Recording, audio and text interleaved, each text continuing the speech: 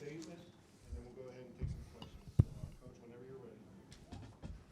No, it's a big win. I mean, we needed to get back on the winning streak. 3 losses in a row was enough. We didn't play particularly well, especially on the offensive end. We didn't make shots, roll 15 from 3 in the second half, and couldn't make free throws late. But our guys fought and battled, and got to give a ton of credit to our guys just figuring out a way to get a win when it wasn't your best game on the offensive end. So, you know, I liked where our attitude was. I thought we played a lot harder.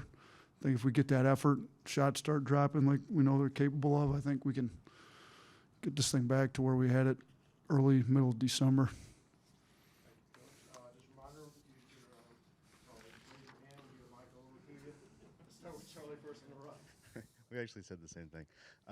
Coach, what went into the decision to bring Quinoa off the bench, and what would you say his response was to that? He came to see me. I mean, we hadn't been playing well as a team. We individual players hadn't been playing well.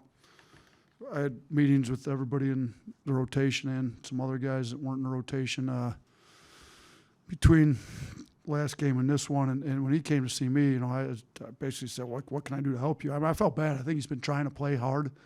He's been trying to play the right way. He's been giving us great effort.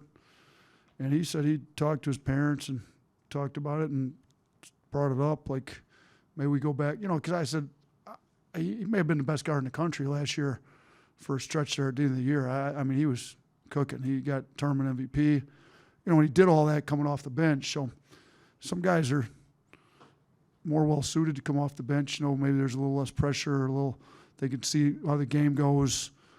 And we had, I think, 3 times 6th man of the year up at Buffalo when I coached up there. We brought one of our best players, if not our best player, off the bench up there. So, you know, there's either he's going against their starting point guard that's a little fatigued, or he's going against their backup point guard if he comes off the bench. So he brought it up to me. You know, he played well. Let's go ahead and do it. I thought, you know, let's try to get him going. Thought maybe it'd help JD get some confidence, put him, you know, maybe give them both a little boost. And thought he played well off the bench. Thought he came in and made some really good plays, great decisions. You know, he looked better tonight. So JD's back's been bothering him. You know, we got to get him playing a little bit better. But yeah, I mean, you know, Quinoa didn't shoot it great from 3, but he was better than he had been. I thought he played better, more explosive, getting the ball downhill against their switches. I thought he looked a lot better tonight.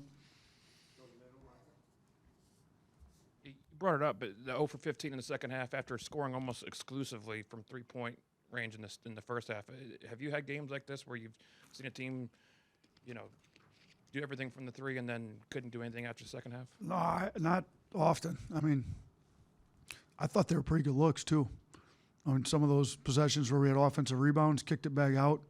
You know, a few of them were probably a little too far off the line.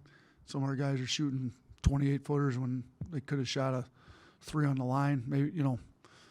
But again, like, there's some scramble situations where that's where you catch it. You know, we're out getting an old board and kicking it out. Well, if you take a dribble in, defense is there at that point. So Shaq can usually make them from pretty deep, so can Quinterly. So not complaining about that. You know, I just want them to take open ones. If they're open, they're in their range. Like, we're good with them taking them. I'm never going to tell a shooter not to take a shot. I don't really care unless it's late game where we got to take a layup or a free throw only. So we're going to keep shooting it. I don't think we'll go for 15.5 again.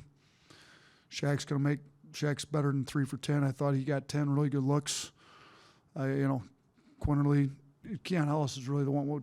Keon 1 for 6. Yeah, I mean, Keon's one of our better shooters on the team, and he got 6 pretty wide open looks. You know, typically that'd be 3 for 6, 2 for 6 minimum, and Shaq go 4 for 10. If Quinterly goes 3 for 7, it looks a lot better. But it is what it is. We're going to take open shots. If they drop, great. You know, and I told our guys before the game, like, let's get back. We had a swagger about us last year where we knew we were going to come in and play harder than everybody we played. And if shots dropped at a high rate, like they did against LSU last year, we win the game by 30, 40. If they don't drop, we still win the game. It may be by 6, 8, 10, but we're going to win the game because we're going to play harder than you. I thought tonight, I mean, if you look, you know, we had 19 old boards. They only had 9. You know, we win the rebounding battle by 8. I thought our guys played hard. So I thought came to fruition. Let's just play hard, and if we shoot a great percentage, we win in a blowout. If not, we win a tight one, and we won a tight one. Coach, a ranked team you beat tonight at home, that's got to be after a 3-game skid. That kind of helps you guys. You guys have beat the #1 team in the country in Gonzaga. Do you believe when this team's hot, it can be one of the best in the country? Yeah, I mean, we beat the #1 team in the country on a semi-neutral. It's basically a road game in Seattle. We had the #2 team in the country on the ropes late in the game.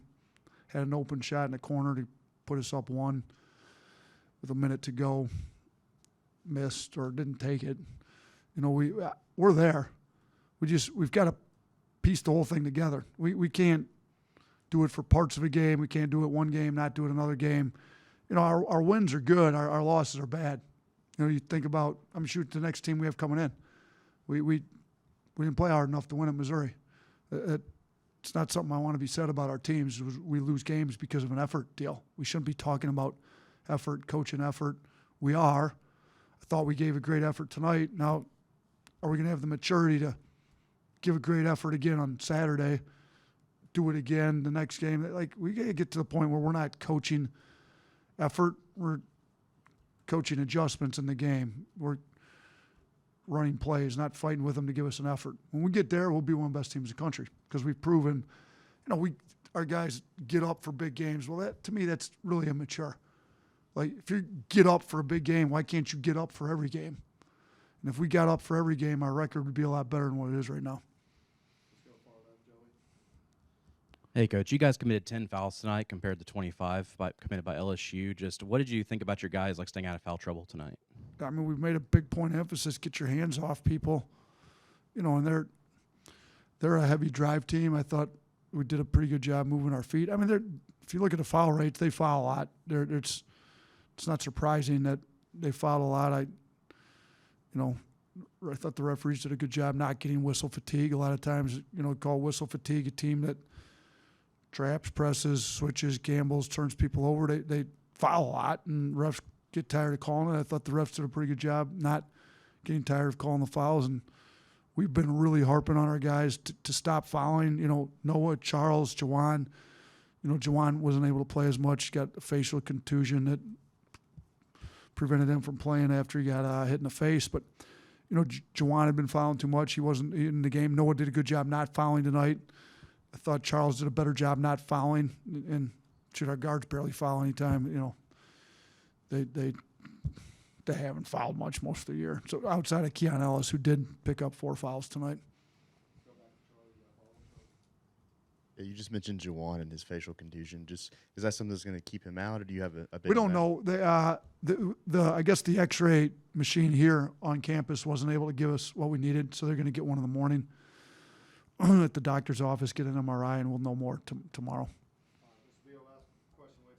Coach, obviously nobody wants to shoot 15 in the second half from 3, but in a weird way, do you feel like that was a blessing in the sense of that you guys had to dig in and win this game on defense? I don't think 0-15 is a blessing ever.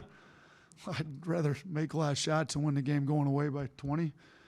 But, you know, if we go 5 of 15 or 6 of 15, you might win that game by 15 or 20. But I do think it gave our guys an opportunity to win a game on the defense, rebounding, blue-collar type stuff that we are trying to make us about. And if we become that and we're about that stuff, we can win games where we go 15 from 3.5. And we did it tonight. And shoot, we couldn't make a free throw to close the game either, to be honest with you. I mean, we missed at least 4 in a row. I don't know if Quinoa missed the back end of the one before. We might have missed 5 in a row before Keon hit those 2. So, you know, couldn't make a free throw, couldn't make a 3. But we got a ton of second chance points by playing second chance possessions by playing really hard and winning it on the defense and just playing hard. So I'm proud of our guys.